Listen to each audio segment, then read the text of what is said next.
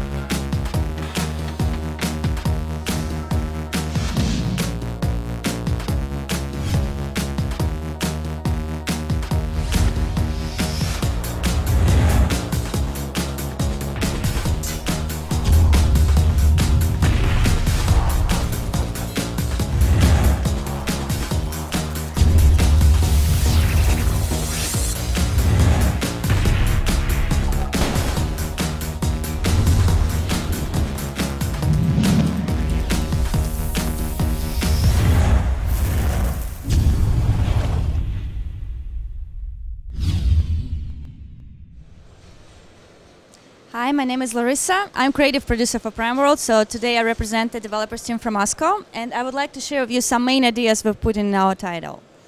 So let's start with the setting. As it's shown in the trailer, Prime World will feature a unique fantasy world, which is torn apart by the conflict of these two factions. This is the Docked Imperium and the Keepers of Adornia.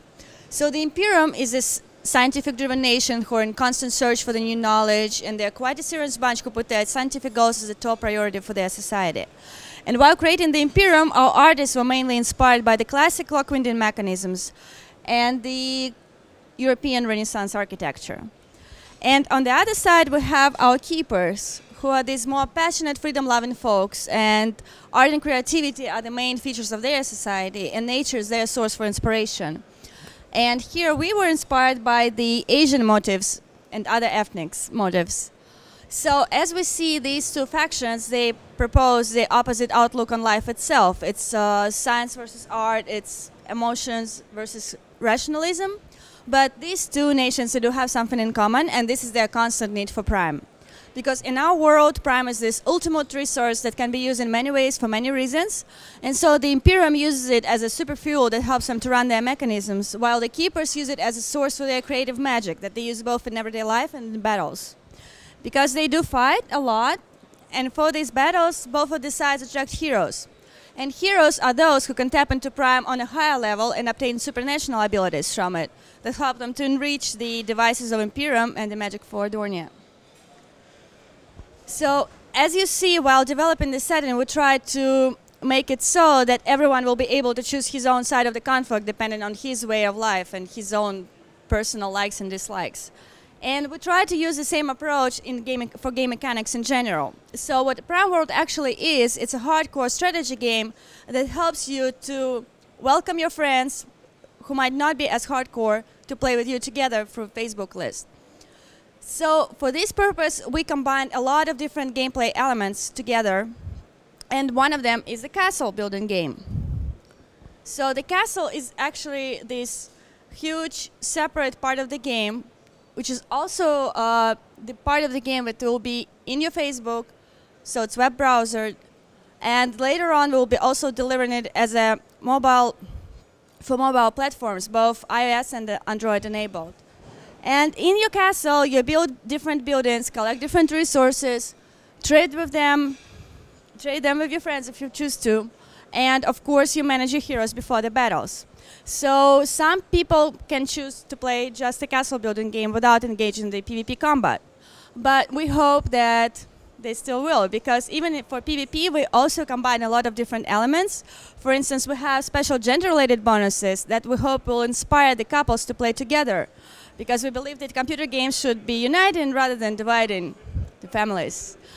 So we have gender-related bonuses, we have mini-game, we have other cool features, but here I pass the word to Divya, who will tell you more about our PvP part. So So I'm going to take you guys a little bit more into the PvP. Primeworld offers an exciting, innovative PvP that combines strategy with intensity. So as a Lord in Primeworld, it's basically your responsibility to build out your empire, claim land, and have the strongest army possible. You're going to take that army and join 4 other players to fight for key control points on the map and ultimately to destroy the enemy base. Now, as Larisa mentioned, we do have gender-related interaction bonuses in Primeworld, and what that means is when males and females team up on the front line, they actually get a little bit of extra help. So an example of that would be a healing spell that protects them both from danger when they're fighting close together. Now, no matter what, this game gets pretty intense, and if you don't make strong connections with your teammates, with your real friends, if you don't communicate, success is really difficult.